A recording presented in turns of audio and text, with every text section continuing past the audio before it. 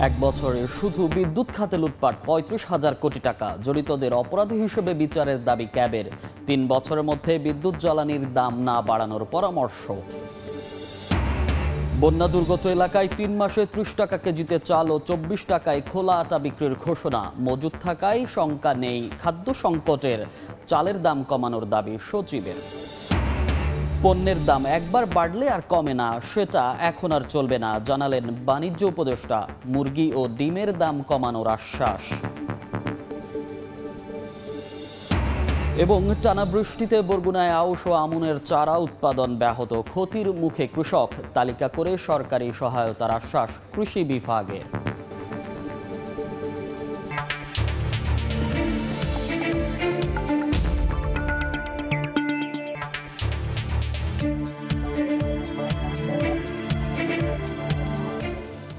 দেখছিলেন শিরোনাম। আমন্ত্রণ জানাচ্ছি দেশ ও দেশের বাইরের অর্থ বাণিজ্যের নানা খবর নিয়ে আমাদের নিয়মিত আয়োজন এ সময়ের বাণিজ্যে। আপনাদের সঙ্গে আছি আমি মনির হোসাইন। উত্তাল আগস্টেও আশাব্যঞ্জক রেমিটেন্স প্রবাহ। প্রবাসীরা পাঠিয়েছেন $222 কোটি, যা আগের মাসের চেয়ে 30,76,00,000 বেশি।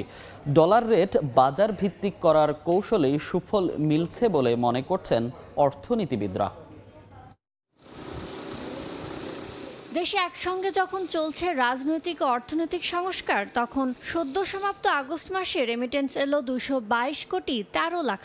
জুলাইয়ের চেয়ে 30 কোটি 76 লাখ টাকা বেশি পাঠিয়ে দেশের রিজার্ভ শক্তিশালী করতে নিজেদের পরিশ্রম ও ভালোবাসার জানান দিলেন প্রবাসীরা। আগস্টে বৈদেশিক মুদ্রার এমন উত্থানকে আগামী দিনের জন্য শুভ বার্তা হিসেবে দেখছেন অর্থনীতিবিদরা। রেমিটেন্সে যেহেতু দরগুলো কম্পিটিটিভ দর পাওয়া যাচ্ছে, যে রেমিটেন্সের প্রবাহের উন্নতি দেখা গেল।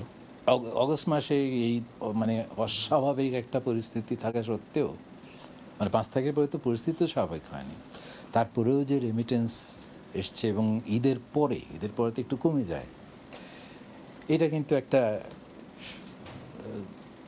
Good indication. ডলারের দাম বেঁধে রাখার নীতি থেকে বের হওয়ার কারণে বৈধ পথে বাড়ছে রেমিটেন্সের প্রবাহ। এমনটি জানিয়ে বৈদেশিক মুদ্রার যোগান বাড়াতে ডলার রেটকে প্রয়োজনে আরও বাজার ভিত্তিক করার তাগিদ দিচ্ছেন অর্থনীতিবিদরা। এক্সচেঞ্জ রেটকে ফ্লেক্সিবল করা এবং ক্রলিং পেট তো ওরা বলেছিল যে একটা অন্তর্বর্তীকালীন ব্যবস্থা, সেইটা অন্তর্বর্তীকালীন ব্যবস্থা থেকে বেরিয়ে যাওয়ার একটা উল্লেখযোগ্য পদক্ষেপ বলেই আমি বলবো। বাজারে সরবরাহ চাহিদার ভিত্তিতে যদি ব্যান্ডটা আরও ওয়াইডেন করতে হয় আগামীতে, সেটা করা লাগবে। কিন্তু আমার মনে হয় 120 টাকার যে দরটা এখন ঠিক করা হয়েছে, এটা বাজারের চেয়ে খুব বেশি দূরত্ব আছে বলে আমার মনে হয় না। বাংলাদেশ ব্যাংকের পরিসংখ্যান অনুযায়ী গেল অর্থ বছরের শেষ 3 মাসে $200 কোটি বেশি রেমিটেন্স আসার পর চলতি অর্থ বছরের প্রথম মাস জুলাইয়ে তা নেমে আসে $191 কোটি 38 লাখ। জুলাই মাসে বৈষম্য বিরোধী ছাত্র আন্দোলনের মুখে অনিশ্চয়তা চেপে বসেছিল প্রবাসীদের মনে। ইয়ানুর শিফাত, সময় সংবাদ, ঢাকা। জ্বালানি খাতে দুর্নীতি, লুণ্ঠন, লুটপাটে জড়িতদের তালিকা প্রকাশ ও জ্বালানি অপরাধী হিসেবে বিচার করার দাবি জানিয়েছে ভোক্তা অধিকার সংগঠন ক্যাব। রোববার দুপুরে রাজধানীতে এক সংবাদ সম্মেলনে বলা হয়, ভোক্তা স্বার্থ রক্ষায় জ্বালানি খাতের রাঘব বোয়ালদের উৎখাত করতে হবে। আমলাদের দিয়ে কোনো কমিটি গঠন নয়, বরং বিইআরসির আওতায় জ্বালানি খাত সংস্কার কমিশন গঠনেরও দাবি জানায় ক্যাব। অপ্রয়োজনীয় বিদ্যুৎ কেন্দ্র তৈরি, ক্যাপাসিটি চার্জ, প্রতিযোগিতাহীনভাবে পছন্দের ব্যক্তি প্রতিষ্ঠানকে কাজ দেয়া। গত 1.5 দশকে বিদ্যুৎ ও জ্বালানি খাতে এমন নানা অনিয়ম করে বিপুল পরিমাণ অর্থ লুটের অভিযোগ রয়েছে। ভোক্তা অধিকার সংগঠন ক্যাবের তথ্য মতে কেবল 2022 সালে বিদ্যুৎ খাতে লুটপাট হয়েছে 35,000 কোটি টাকা। আর এসবের কারণে দফায় দফায় বেড়েছে বিদ্যুৎ জ্বালানির দাম, লুণ্ঠিত হয় ভোক্তা অধিকার। আমরা 5-এ বলেছি হচ্ছে পেট্রোবাংলা। বিদ্যুৎ জ্বালানি খাতে লুণ্ঠন প্রতিরোধে সংস্কারের দাবি তুলে রোববার রাজধানীর ডিআরইউতে সংবাদ সম্মেলন করে consumers association of Bangladesh cab. 11 দফা প্রস্তাবে দাবি করা হয়, জ্বালানি খাত সংস্কার কমিশন গঠন, লুণ্ঠনে জড়িতদের তালিকা জনসম্মুখে প্রকাশ ও জ্বালানি অপরাধী হিসেবে বিচার নিশ্চিতের।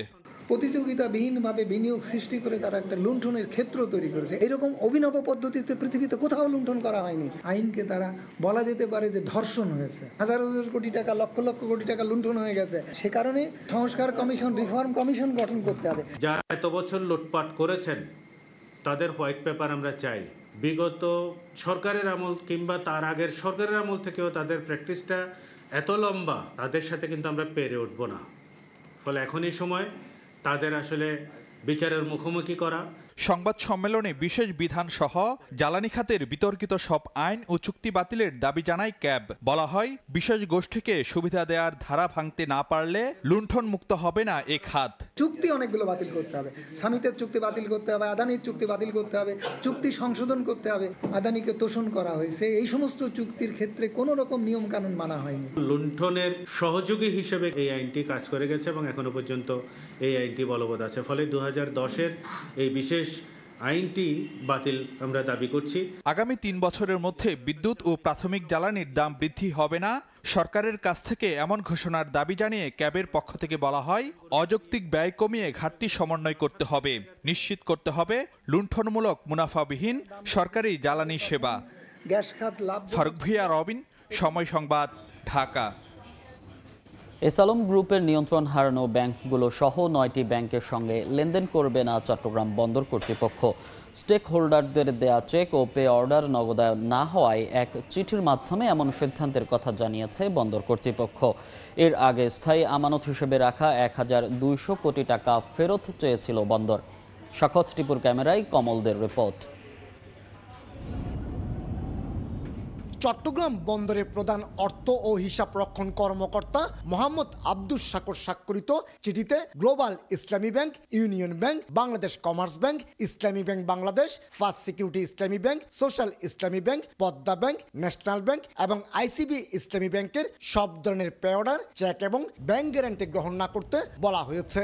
বিশেষ করে স্টেক হোল্ডারদের দেওয়া চেক, পে অর্ডার এবং ব্যাংক গ্যারান্টি এইসব ব্যাংকে নগদায়ন হচ্ছে না, তাই আর্থিক জটিলতার মধ্যে পড়ছে বন্দর কর্তৃপক্ষ।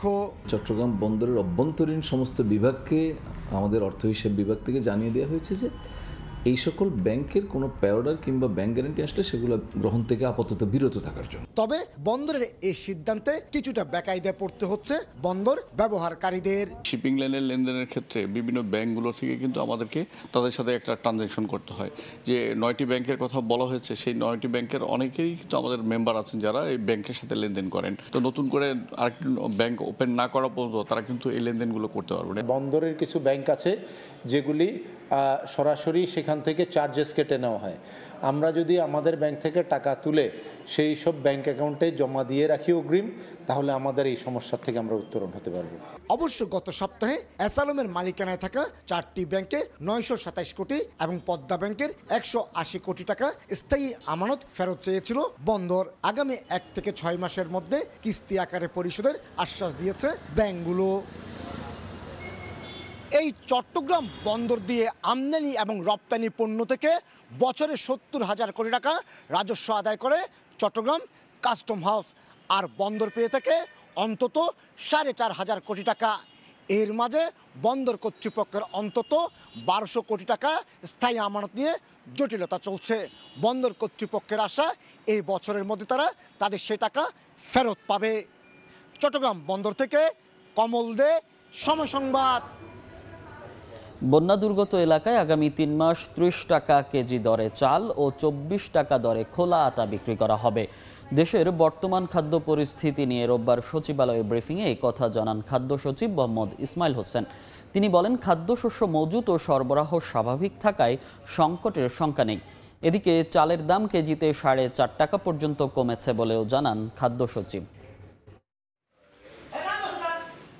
দেশের সরকারি খাদ্য গুদামে চাল ও গম মিলিয়ে বর্তমানে খাদ্যশস্য মজুত রয়েছে 19,73,433 মেট্রিক টন, যা স্বাভাবিক মজুতের চেয়েও প্রায় 7 লাখ মেট্রিক টন বেশি।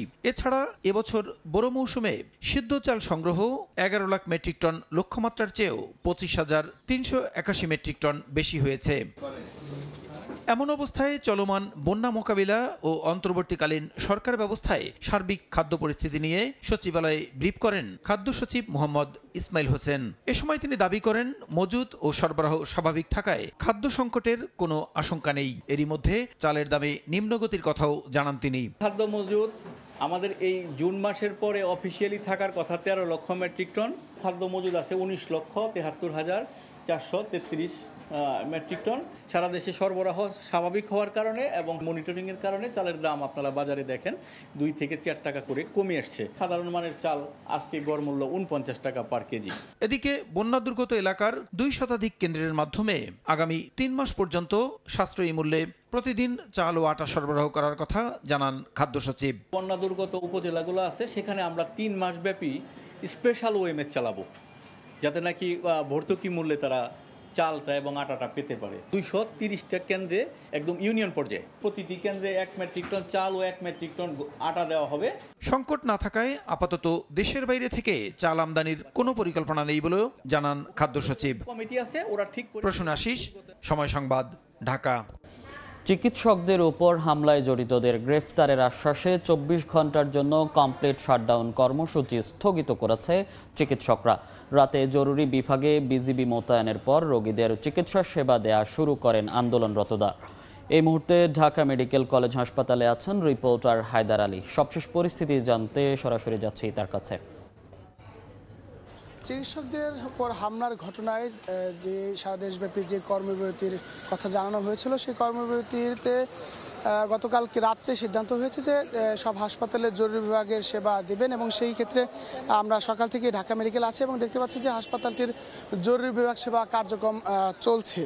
তো এছাড়া হাসপাতালটির গুরুত্বপূর্ণ ওয়ার্ড যেমন আইসিইউ, সিসিইউ সহ এনআইসিইউ এই সকল গুরুত্বপূর্ণ ওয়ার্ড সহ আর বেশ কিছু ওয়ার্ডেও ডাক্তার রয়েছেন এবং সেখানেও চিকিৎসা চলছে। আমরা যদি জানিয়ে রাখি যে গত পরশু যে চিকিৎসকদের উপর ঢাকা মেডিকেলে বর্বর হামলা হয়েছিল, সেই হামলার ঘটনায় গতকালকে 4 জনের নাম উল্লেখ করে এবং 40 থেকে 50 জনকে আসামি করে শাহবাগ থানায় একটি মামলা দায়ের করা হয়েছিল। সেই মামলার ঘটনায় আজ কিন্তু গাইবান্ধা থেকে সেই হামলাকারী সঞ্জয় পাল জয় নামে এক যুবককে আটক করা হয়েছে এবং তাকে ঢাকায় নিয়ে আসা হচ্ছে। এই ঘটনায় আরও বেশ কিছু আসামি রয়েছে, তাদেরকে আজ রাত 8টার মধ্যে তাদেরকে গ্রেফতারের আলটিমেটাম দিয়েছেন এখানকার চিকিৎসকরা। অন্যথায় যে জরুরি বিভাগের চিকিৎসা কার্যক্রম চালাচ্ছেন চিকিৎসকরা, সেটি কিন্তু রাত 8টার পরে বন্ধ করে দেওয়া হবে বলে তারা হুঁশিয়ারি দিয়েছেন। আমরা সকাল থেকে ঢাকা মেডিকেলের বহির্বিভাগে ছিলাম, সেখানে দেখেছি যে এত এই অসংখ্য রোগী ঢাকার জেলার বিভিন্ন প্রান্ত থেকে আসছেন এবং তারা এখানে চিকিৎসা বহির্বিভাগে চিকিৎসা না নিতে পেরে অনেকে দীর্ঘ সময় অপেক্ষা করছেন এবং অনেকেই বিভিন্ন অন্য হাসপাতালে চলে যাচ্ছেন। তবে ঢাকা মেডিকেলের জরুরি বিভাগেও সেখান থেকে এসে এখানে চিকিৎসা নেওয়ার চেষ্টা করছেন, কিন্তু বহির্বিভাগের যে সেবা সেটা আসলে জরুরি বিভাগ থেকে দেওয়া সম্ভব নয় বলে তাদেরকে অনেকে ফিরে যেতে হচ্ছে। সকাল থেকে ঢাকা মেডিকেল কলেজ হাসপাতালের জরুরি বিভাগে উপচে পড়া ভিড় এবং এই চিত্রটি বেলা বাড়ার সাথে সাথে বাড়ছে। তো এই ছিল ঢাকা মেডিকেল কলেজ হাসপাতাল থেকে আমার কাছে সবশেষ। পুনর্গঠন করা হয়েছে দেশের প্রধান শেয়ার বাজার ঢাকা স্টক এক্সচেঞ্জ ডিএসইর এর পরিচালনা পর্ষদ। রোববার পুঁজিবাজার নিয়ন্ত্রক সংস্থা Bangladesh securities and exchange commission বিএসইসির এক সভায় ডিএসইতে নতুন 7 স্বতন্ত্র পরিচালক নিয়োগ দেওয়া হয়।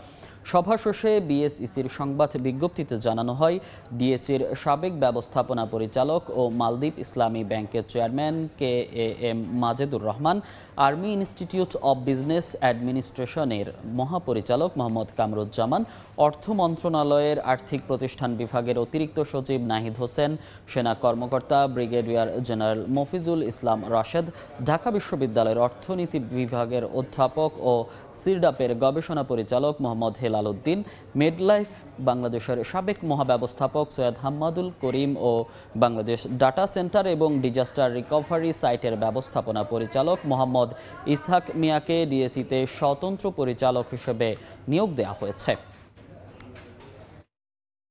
নিত্যপণ্যের বাজার দাম স্থিতিশীল ও সরবরাহ স্বাভাবিক রাখতে কারওয়ান বাজারের ব্যবসায়ীদের সঙ্গে ভোক্তা অধিকারের মত বিনিময় সভায় এ তথ্য উঠে আসে। দ্রব্যমূল্য নিয়ন্ত্রণে রাখতে ব্যবসায়ীদের ব্লেম গেম বন্ধ ও চাঁদাবাজি রুখতে সবাইকে সোচ্চার থাকার আহ্বান জানান ভোক্তার পরিচালক। 5 আগস্ট শেখ হাসিনা সরকারের পতনের পর থেকে বাজারে দ্রব্যমূল্যের দাম কমার আভাস পাওয়া গেলেও সপ্তাহখানেক পর থেকে আবারও ঊর্ধ্বমুখী নিত্যপণ্যের বাজার। এমন বাস্তবতায় পেছনের কারণ খুঁজতে রোববার কারওয়ান বাজারের ব্যবসায়ীদের সঙ্গে মতবিনিময়ে বসে ভোক্তা অধিকার সংরক্ষণ অধিদপ্তর। ব্যবসায়ীদের দাবি, দেশের পট পরিবর্তন হলেও বন্ধ হয়নি চাঁদাবাজি, শুধু বদলেছে চাঁদাবাজের হাত। তবে চাঁদাবাজের নাম বলতে অপারগতা প্রকাশ করেন ব্যবসায়ীরা। সঙ্গে উঠে আসে পরিবহন ভাড়া এবং মিল গেটের পণ্য সংকট ও অতিরিক্ত দামের বিষয়। আগে যা ছিল 5ই আগস্টের পরে এর থেকে কোনো কিছু থেকে নিস্তার কেউ পায় নাই। আমরা যে সময় টাকা দেই, ওরা 3 দিন 4 দিন পরে আমাদের সিরিয়াল দেয়। তো ওই জায়গায় এত বিক্রি যদি হয়েই থাকে, তাহলে মালটা গেল কোথায়? অতিরিক্ত খরচ কমাতে বিশেষায়িত পরিবহনের কথা বললেন দোকান মালিক সমিতির সভাপতি। আর ব্যবসায়ী সংগঠনের নেতারা বলছেন, চাঁদাবাজির বিষয়ে সব ব্যবসায়ীদের সচেতন হতে হবে। ট্রাকের মধ্যে মিটারিং সিস্টেম করে দেন, ওই ট্রাকগুলো বাধ্যতামূলক ওখানে ব্র্যান্ডিং থাকবে, লাউ, কুমড়া, পটল, কাঁচামরিচ দিয়ে ব্র্যান্ডিং থাকবে যে এই ট্রাকটা কৃষিজাত পণ্য পরিবহন করবে। এতবার প্রশ্ন করা হচ্ছে যে আপনাদের কোথায় চাঁদাবাজি দেওয়া হয় কিনা, আমরা চুপ থাকি। এই চুপের কারণে, এই নীরবতার কারণে কিন্তু আমাদের উপরওয়ালার কাছে জবাব দিতে হবে। সঠিক তথ্য দিয়ে মূল্য কমাতে ব্যবসায়ীদের সহযোগিতার আহ্বান জানান consumers association of Bangladesh cab. এখন একটা সময় আছে সত্য কথা বলার, আপনাকে সত্য কথা বললে এখানে আর আপনাকে কেউ দমাইতে আসবে না বা আপনার উপরে কেউ চাঁদাবাজিও করবে না। চাঁদাবাজি যদি না হয়ে থাকে, তাহলে মুরগির দাম যেভাবে কমানোর কথা কিন্তু সেভাবে কমে নাই। এখনো নীরবে চাঁদাবাজি হচ্ছে জানিয়ে ভোক্তার মহাপরিচালক বললেন, ব্যবসায়ীদের মাঝে আগের মতোই দোষারোপ চলায় স্থিতিশীল হচ্ছে না বাজার। চাঁদাবাজি যেটা ছিল, সেই চাঁদাবাজিটা কিন্তু নীরবে আছে, সেটি কম বেশি সেটা অন্য বিষয়। পুরানো যে ব্লেম গেম, সেই ব্লেম গেমগুলো চলছে। অর্থাৎ সবসময় যে যার অবস্থান থেকে কথা বলে, সে মনে করে যে সেই সঠিক, আর উপর থেকে এবং তার পরের যে ধাপগুলো আছে তারা এগুলো করছে, কিন্তু তিনি ঠিক আছেন। চাঁদাবাজি বন্ধে আইন শৃঙ্খলা বাহিনীর কাছে তথ্য সরবরাহ করা হবে বলেও জানান ভোক্তার মহাপরিচালক। আমি আপনাদেরকে ফরহাদুর রহমান, সময় সংবাদ, ঢাকা। বাজারে জিনিসপত্রের দাম একদম হতাশাব্যঞ্জক না, তবে নিত্য পণ্যের দাম যেন সাধারণ মানুষের নাগালের মধ্যে থাকে, সে লক্ষ্যে কাজ করা হচ্ছে বলে মন্তব্য করেছেন বাণিজ্য উপদেষ্টা ডক্টর সালেউদ্দিন আহমেদ। রোববার বিকেলে সচিবালয়ে বাণিজ্য মন্ত্রণালয়ের সম্মেলন কক্ষে দেশের পোলট্রি খাত সংশ্লিষ্টদের সঙ্গে মত বিনিময় শেষে গণমাধ্যম কর্মীদের একথা বলেন তিনি। ওভারঅল বাংলাদেশের বাজার আমরা মনিটর করব, দাম কমছে কিনা, এবং আমরা সম্মিলিতভাবে আমরা তখন যথাযথ ব্যবস্থা নেব। প্রোডাকশন, মার্কেটিংয়ের যে কস্ট, বাজার আর ভোক্তার কাছে বিরাট ব্যবধান থাকতে পারবে। সরকারের কিছু পলিসি আছে, ট্যাক্স, ট্যারিফ, এগুলো, আর আমরা সেটা আমরা দেখব। অনেকে ইল মাছের মতো আছে তো, তাই না, পিছলে যাচ্ছে কোনো কারণে, বাট এখন থেকে এগুলো সম্ভব হবে না। মোটামুটি সন্তোষজনক অবস্থা আছে। এটা যেন আরও সন্তোষজনক বেটার হলো, আরও যেন সুখ হয়, লোকজন যেন আরও কমফোর্টেবল হয়, সেটা আমরা চেষ্টা করি। টানা বৃষ্টিতে বরগুনায় ব্যাহত হচ্ছে আউশ ও আমনের চারা উৎপাদন। জলাবদ্ধতার কারণে তৈরি করা যায়নি বীজতলা, যার কারণে চারা সংকট দেখা দিয়েছে। এতে ক্ষতির মুখে কৃষক। অবশ্য ক্ষতিগ্রস্তদের তালিকা করে সরকারি সহায়তার আশ্বাস কৃষি বিভাগের। জুলাইয়ের মাঝামাঝি থেকে বরগুনায় টানা বৃষ্টি হয় আগস্ট পর্যন্ত। অতিবৃষ্টিতে তলিয়ে যায় ফসলের ক্ষেত। এখনো অনেক জমি পানির নিচে। জলাবদ্ধতায় নষ্ট হয়ে গেছে আমনের বীজতলা। 2 থেকে 3 বার বীজ বপন করেও হয়নি চারা। এ কারণে চলতি মৌসুমে আমন আবাদ নিয়ে শঙ্কায় কৃষক। অন্যদিকে বৃষ্টির কারণে ফলন বিপর্যয় হয়েছে আউশ ধানের। পানিতে তলিয়ে থাকায় গাছে এখন শুধুই চিটা। এজন্য আউশ আবাদের খরচ তোলা নিয়ে তৈরি হয়েছে দুশ্চিন্তা। আমনের বীজ সম্পূর্ণ চলে গেছে, এরপর কিছু মধ্যে মধ্যে রুইছি, হ্যাঁ ছড়া হয়েছে কোনো রকম পানিতে তলাইয়া কত গেছে বাসিয়া ধান পানির ধান নাই, সমস্ত চলে গেছে। 2টা খোলা 4 বের ধান হালাইছি, ধান 4 বার নষ্ট হয়ে গেছে। ক্ষতিগ্রস্তদের তালিকা করে আগামী মৌসুমে সরকারি সহায়তার আশ্বাস কৃষি বিভাগের। পরের মৌসুমে আমরা কৃষকদের সহযোগিতামূলক যেটা আমাদের প্রণোদনা কর্মসূচি আছে, সেই কর্মসূচির আওতায় আমরা কৃষকদেরকে সার এবং বীজ সহায়তা দিয়ে থাকি। কৃষি বিভাগের তথ্য মতে বরগুনায় 3308 হেক্টর জমির আউশ ধান এবং 6120 হেক্টর জমির আমনের বীজতলা ক্ষতিগ্রস্ত হয়েছে। সময় সংবাদ, বরগুনা। 41 দিন বন্ধের পর আবারও বেনাপোল বন্দর দিয়ে ভারতের সঙ্গে শুরু হয়েছে রেলপথে বাণিজ্য। বিস্তারিত জানাতে বেনাপোল সীমান্ত থেকে সরাসরি যুক্ত হচ্ছেন রিপোর্টার আজিজুল হক। বেনাপোল স্থলবন্দর দিয়ে ভারত এবং বাংলাদেশের মধ্যে রেলপথে পণ্য পরিবহন এবং দুদেশের মধ্যে পাসপোর্ট যাত্রী যাতায়াত করে থাকে। তবে আমরা দেখতে পেয়েছি গেল যে ছাত্র এবং জনতার বৈষম্য বিরোধী আন্দোলন, এই আন্দোলনের মধ্যে নিরাপত্তাজনিত কারণ দেখিয়ে ভারত সরকার কয়েকটি প্রতিরোধমূলক ব্যবস্থা নেয়। এসবের মধ্যে ছিল গত 19 জুলাই থেকে রেলপথে বেনাপোল স্থলবন্দর দিয়ে ভারতের সাথে যে পণ্য পরিবহন এবং পাসপোর্ট যাত্রী যাতায়াত সেটি বন্ধ করে দেওয়া হয়েছিল। এছাড়া আমরা দেখতে পেয়েছি যে দুই দেশের মধ্যে যে নতুন করে ভিসা ব্যবস্থা প্রদান সেটিও কিন্তু বন্ধ করে দেওয়া হয়েছিল।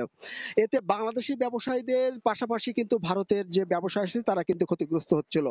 এ নিয়ে আমরা দেখতে পেয়েছি কিন্তু ভারতের বিভিন্ন গণমাধ্যমে বাংলাদেশ নির্ভর যে ভারতের যে ব্যবসায়ীরা আছেন তারা কিন্তু নতুন করে বাণিজ্য রেলপথে চালু এবং পাসপোর্ট যাত্রী যাতায়াত নিয়ে তারা ক্ষোভ প্রকাশ করেন।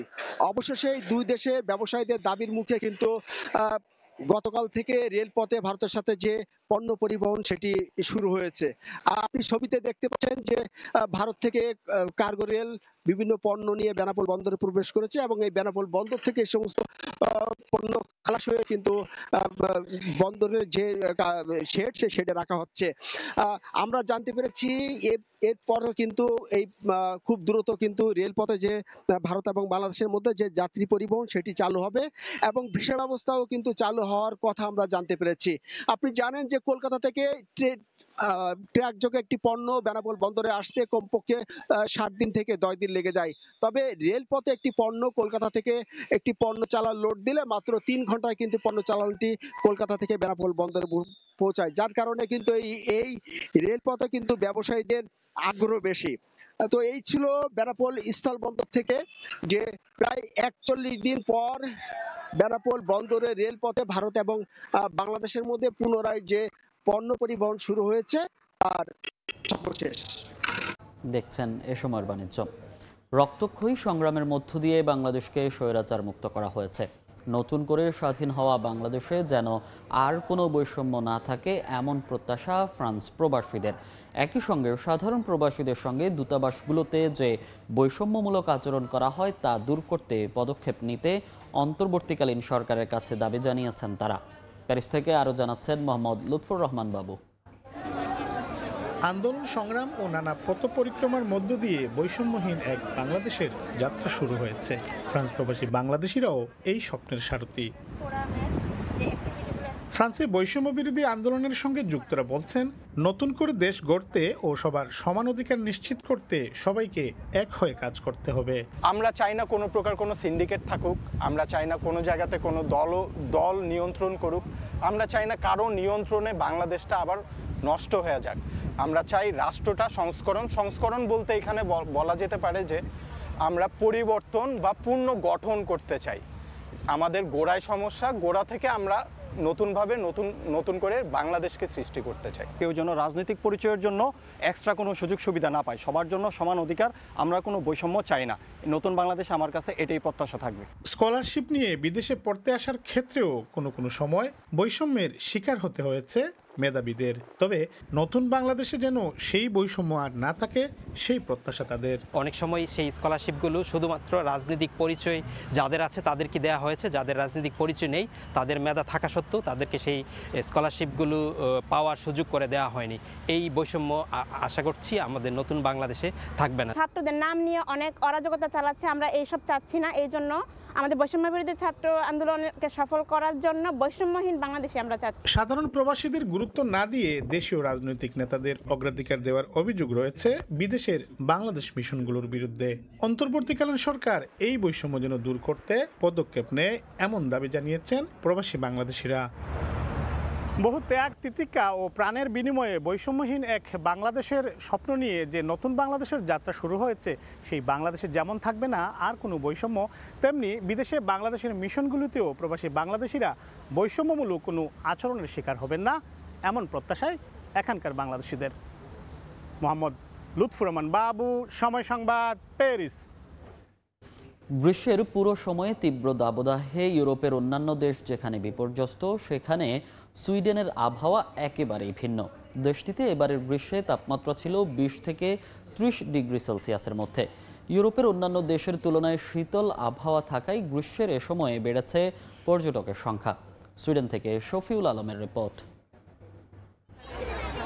জলবায়ু পরিবর্তনের কারণে ইউরোপের অনেক দেশই গ্রীষ্মের পুরো সময়টা তীব্র তাপদাহে পড়ছে। ইতালি, গ্রিস সহ ইউরোপের অনেক দেশই তাপমাত্রা যেখানে 40 ডিগ্রি সেলসিয়াস পার করছে, সেখানে উত্তর ইউরোপের দেশ সুইডেনের চিত্র কিছুটা ভিন্ন। সুইডেনে বছরের বেশিরভাগ সময় শীত আর বরফে আচ্ছাদিত থাকে, অল্প সময়ের জন্য থাকে গ্রীষ্মকাল। তবে এই সময়টাতেও ইউরোপের অন্যান্য দেশের তুলনায় কিছুটা শীতল আবহাওয়া বিরাজ করে দেশটিতে। গ্রীষ্মের পুরো সময়ে তাপমাত্রা ছিল 20 থেকে 30 ডিগ্রি সেলসিয়াসের ঘরে। ইউরোপের অন্যান্য দেশের তুলনায় কিছুটা শীতল আবহাওয়া থাকায় পর্যটকদের অন্যতম পছন্দের গন্তব্য ছিল দেশটি, যে কারণে পর্যটকের সঙ্গে সঙ্গে বেড়েছে এর উপর নির্ভর করা ব্যবসা প্রতিষ্ঠানগুলোর বেচা বিক্রি। ইউরোপের অনেক কান্ট্রিতে অনেক বেশি গরম, সুইডেন দেখা যাচ্ছে এত বেশি গরম না। ঘুরে সব জায়গাটা ভিজিট করে অনেক ভালো লাগবে আশা করছি। শীত প্রধান দেশ হওয়ায় সুইডেনে গ্রীষ্মের পুরো সময়টা আনন্দ উৎসবের আয়োজন করা হয়। গ্রীষ্মের প্রতিটি দিনকেই নানাভাবে সাজানো হয়, যে কারণে প্রতি বছরই দেশটিতে পর্যটকের সংখ্যা বাড়ছে। সুইডেনকে 2030 সালের মধ্যে ইউরোপের অন্যতম পর্যটন কেন্দ্র করার পরিকল্পনা করেছে দেশটির সরকার। শফিল আলম, সময় সংবাদ। দেখছেন এ সময়ের বাণিজ্য। তেহরানের উপর ওয়াশিংটনের নিষেধাজ্ঞার প্রভাব কমাতে আন্তর্জাতিক সম্প্রদায়ের সঙ্গে সম্পর্ক স্থাপন করার জরুরি বলে মনে করেন ইরানি প্রেসিডেন্ট মাসুদ পেজেশকিয়ান।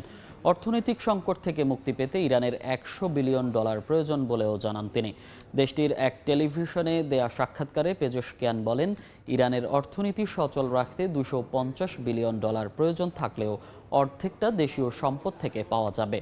বিশ্লেষকরা বলছেন, জিডিপি বাড়লে দূর হবে মুদ্রাস্ফীতি এবং বেকারত্ব।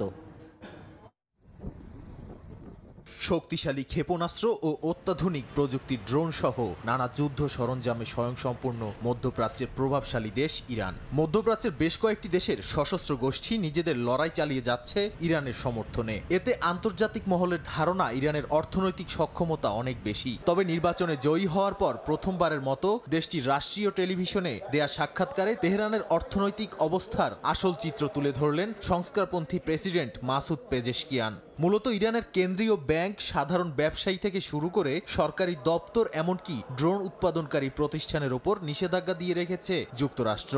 আর এতেই বেশ অর্থনৈতিক সংকটে ভুগছে মধ্যপ্রাচ্যের শক্তিশালী এই দেশটি। বর্তমানে দেশটির বার্ষিক জিডিপি মাত্র 4%, যা তুলনামূলকভাবে অনেকটাই দুর্বল। তাই এমন পরিস্থিতি থেকে পরিত্রাণ পেতে বার্ষিক জিডিপি 8% উন্নীত করতে চান পেজেশকিয়ান।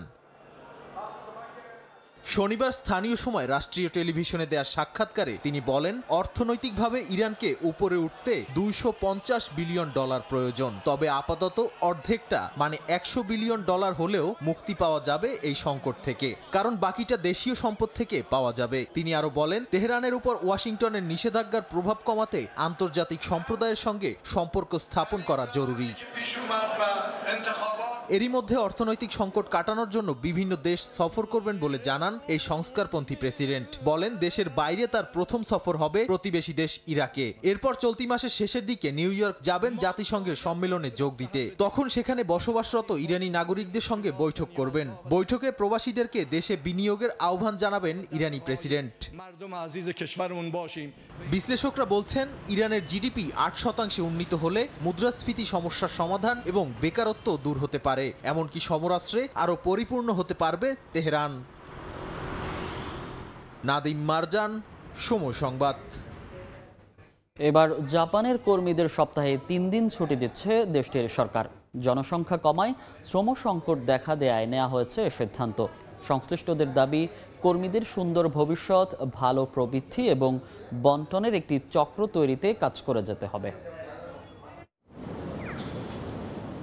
মৃত্যুর আগ পর্যন্ত কাজের মধ্যে থাকা জাপানিদের দীর্ঘদিনের রেওয়াজ, কিন্তু সম্প্রতি জন্মহার কমে যাওয়ায় জনবল সংকট দেখা দিয়েছে দেশটিতে, যা কাটাতে কর্মক্ষেত্রে সপ্তাহে 3 দিন ছুটির পরিকল্পনা করছে জাপান সরকার।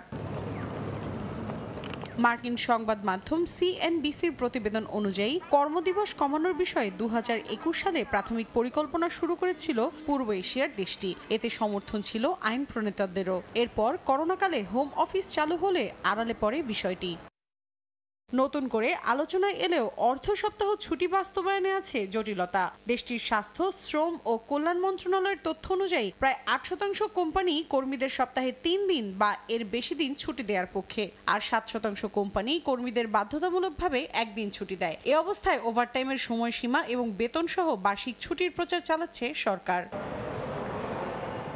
সরকারি কর্মকর্তাদের ভাষ্য, জাপানে এমন একটি সমাজ নির্মাণ করা হবে যেখানে শ্রমিকরা পরিস্থিতির ওপর ভিত্তি করে বিভিন্ন কাজ বেছে নিতে পারবেন। কর্মীদের ভবিষ্যৎ যেন আরও নিরাপদ হয় সেজন্য প্রবৃদ্ধি ও সম্পদ বন্টনের একটি চক্র তৈরি করা হবে। মৌসুমী সাথী, সময় সংবাদ। বাজার থেকে 90,736টি গাড়ি তুলে নেবে যুক্তরাষ্ট্র ভিত্তিক গাড়ি নির্মাতা প্রতিষ্ঠান ফোর্ড। গাড়ি চালানোর সময় ইঞ্জিনের ইনটেক ভালভ ভেঙে যেতে পারে, এমন আশঙ্কায় গাড়িগুলো তুলে নেওয়া হবে বলে জানিয়েছে যুক্তরাষ্ট্রের national highway traffic safety administration.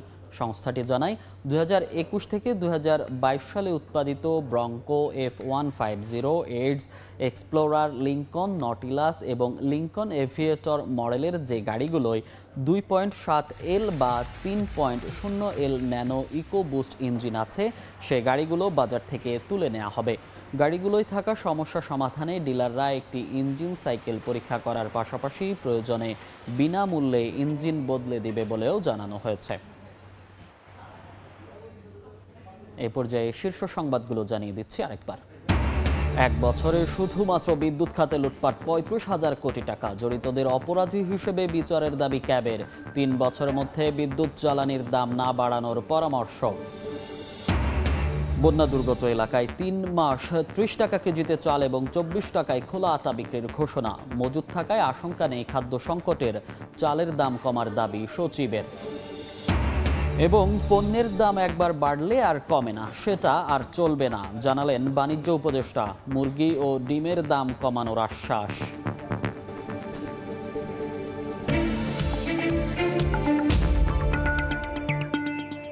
এই ছিল এ সময়ের বাণিজ্যে। সঙ্গে থাকুন সময়ের।